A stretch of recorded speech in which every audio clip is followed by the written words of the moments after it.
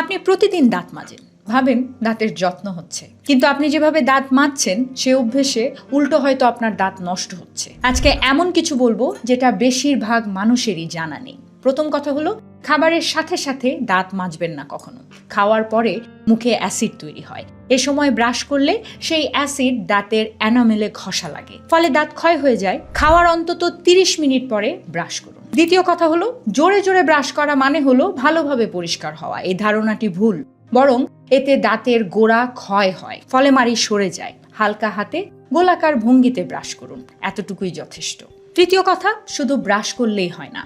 দাঁতের ফাঁকে যে খাবার জমে থাকে সেটা ব্রাশ কখনো পরিষ্কার করতে পারে না, সেখান থেকেই বেশিরভাগ ক্যাভিটি হয়। সপ্তাহে অন্তত 3 দিন ফ্লস করুন।